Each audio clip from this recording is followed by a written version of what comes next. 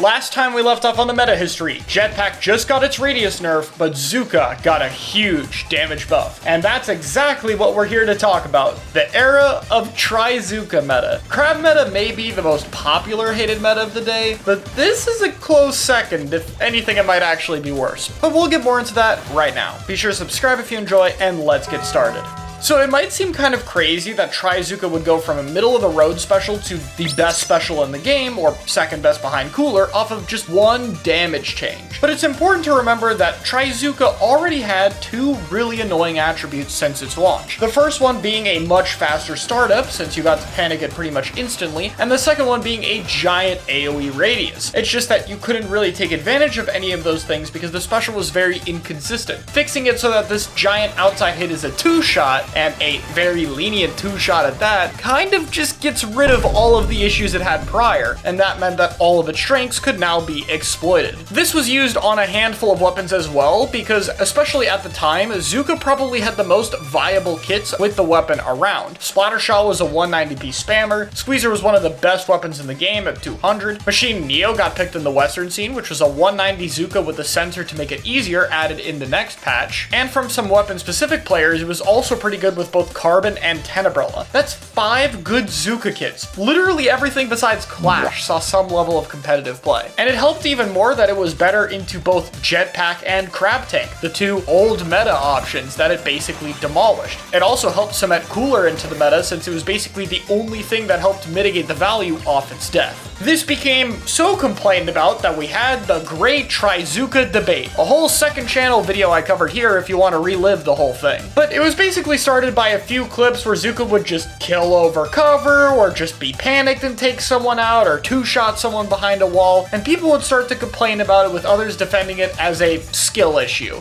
Yeah. And I'm sorry, I gotta talk about the startup a little bit longer. The Splatoon 1 Ink Trizooka had the same startup Splatoon 3's had on launch, which they fixed 8 years ago. I can't believe we had to argue about the startup being a problem when this solution was fixed that long ago, but now we had to go through it again. Still though, the Trizooka buff was still new. People would take a little bit to realize how good it was and recoil from the other nerfs. So for the time being, what else was picked? For your Cooler weapon, Zap was still the most common. Remember the whole 180p, 7.5 second cooldown, but Tri was also pretty close to it. Also being 180p, with Fizzy's Paint helping it out, it was very good as a short range option that was tough to rush down. Coolerless comps were basically starting to die off here and would only trend more downward as the meta progressed. Pencil was also continuing to climb the ranks slowly but surely as a more consistent Cooler option since it had a bit more survivability and was proving itself on more than just the niche maps, with a little bit of help since it was good into other backline options like Ballpoint for example, and being able to shoot down Jetpack was very good for it. Speaking of backline, Ballpoint was starting to drop off. Between 210 and the Jetpack nerfs, it just made it a lot harder to run and a lot less consistent. Rapid Deco also had similar problems with 210 and Jetpack nerfs. We did see a little bit more of Rapid Pro Deco, which had a slightly cheaper but weaker killer whale and was also pretty good into opposing jetpacks, with Firefin being the other anchor we saw having some use as a good jetpack counter along with having a strong special. As for short range shooter weapons, we still saw a bit of Splash for Crab Tank, Zap for Cooler, and Shot for Trizooka. Just the standard stuff you'd expect. On the fighting weapons list of things, Nautilus was still pretty good. If anything, it might have been a little bit better at this time due to the increase of short range stuff. Wiper Deco and Custom Dually Squelcher saw some uses primarily for backless comps to have beacons with them, especially with Super Chumps being freshly buffed and Wiper Deco being kinda new. Both these weapons were very much on the table. Another weapon that got to see more use is the Range Blaster. It started to pick up since Tacticooler was drastically helping it, as well as there being a slow increase of more midline weapons that Range Blaster was good at fighting, but for the most part, it still wouldn't get too prominent yet. Finally, weapons I mentioned last time, like Splatana Stamper, Slosher, and Squeezer, are still being picked here plenty. The biggest question for this meta, though, was how real was this major vacuum buff we just got in this patch, with a major tournament being won by a V-Jet near the end of this patch. Vacuum did see some early success, but with the benefit of hindsight, it didn't end up lasting. It was definitely mostly overhype. People eventually found ways of working around the special's larger hitbox and making sure not to fill it so it didn't cap the zone, as well as other more powerful specials and mains ending up fitting better for the roles that were needed, which replaced it down the line. However, it did mean for a month or two, we saw Vacuum in the game, so that was kind of unique.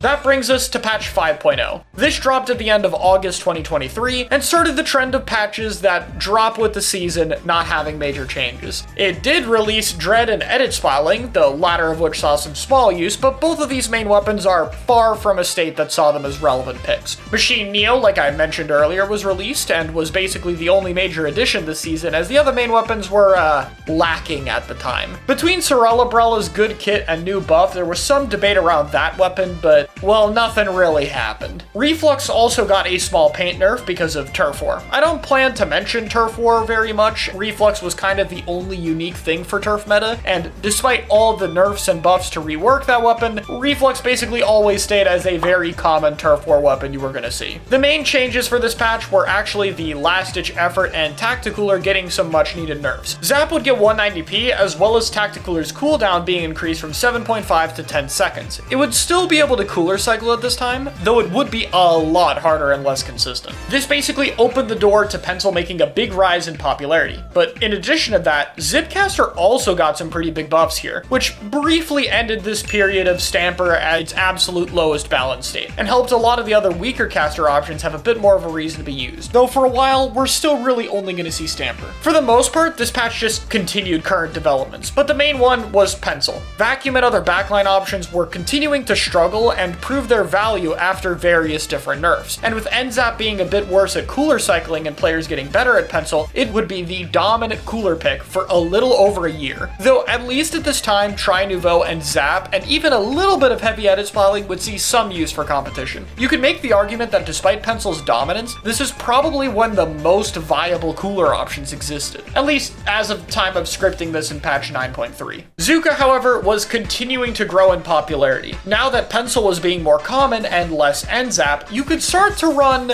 double splatter shot, which now no longer had range issues preventing its use prior. Some bubble weapons also saw use to try to counter it, like Junior and Roller, but none of them were really worth it. In fact, this double splatter shot craze for Trizooka spam would even lead to some triple splatter shots on very Trizooka heavy maps like Brine Water or Ship-Shaped Zones, though it was clearly never the strongest option. The thing that was important though is that 2x shot and Trizooka spam in general were clearly a big problem. Regardless of how OP the strat actually was at the time, the ease of use of running this was just far above any other option, which usually had more difficult fighting weapons, which left the community desperately hoping for nerfs, which would be answered when we reached 5.1 a month and a half later. This patch had some relevant changes for later, such as S-Blast getting its major buff, Zimmy's ink consumption buff, and a few more, but those will be relevant later when they're stacked with other things. Roller and Carbon are probably some of the most important things here, getting an increase in their horizontal flick kill range, which makes them more consistent. Alongside a small curling buff for Roller, it would make these two options solid picks now for any Roller players who wanted to use them in the meta, though you would really just see good Roller players using it. For specials, Killer Whale 5.1 got a bit of a damage increase, making it a lot more consistent. However, the patch also had a good bit of nerfs. Stamper was made 210, understandable after the zip buff, and Squeezer was also made 210, lowering Trizooka output. Alongside this, Tri Nouveau and Custom Dually Sculpture won a turf tournament. You know what that means? Plus 10 points for special for you.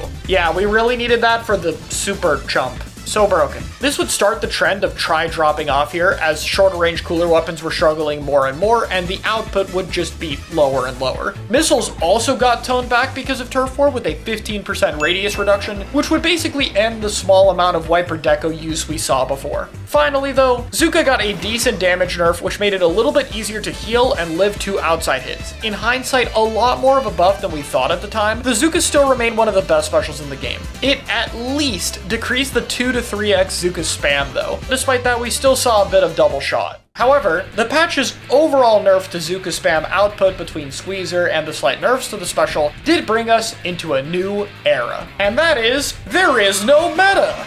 For a while, there was a consensus that people just couldn't really figure out what was the most consistent comp or style to win. So we saw more options as people tested what could be the best comps. Though, if I had to summarize the best I could, there were mainly 2 ways of going about it. The first option was running multiple different fighting weapons in the same comp. We saw this primarily from teams like FT Win, running comps like 96, Nautilus, Stamper, Slosher, and Machine. Multiple different fighting weapons, stack them together, and constantly try and take fights. The other option was just having really strong weapon kits across the board. This is what the winning team Fiesta of the same tournament ran, using a comp of Rapid Deco, Tri-Slosher Nouveau, Splattershot, and Dually. 4 lethal bombs, 4 powerful specials, and solid main weapons capable of outputting them. This was an era that took a lot of time and experimentation to really figure out where exactly the game was going, and I talked more about it in this video, though the next patch did accelerate it. After another month or so of development, we got patch 6.0, adding powerful new options like Foil Squeezer, S-Blast 91, Red Pen, and Stamper Nouveau, mainly adding more options to the powerful midline weapons of Squeezer and Stamper that we already saw. However, this notably was also a patch that focused on buffing other midline options, like 96 Range Blaster, Dreadringer, and Edit Smiling, with Edit being the most important change, making it a much better competition for Pen as the anchor cooler weapon. Between the new weapons and buffs, the power of midlines was drastically boosted, which started to shift the dynamic into a new meta focused around main weapons, one that would last quite a long time. We'll have to talk about that next time. Thanks so much for watching, be sure to subscribe for more, and next time we'll tackle the infamous midline meta.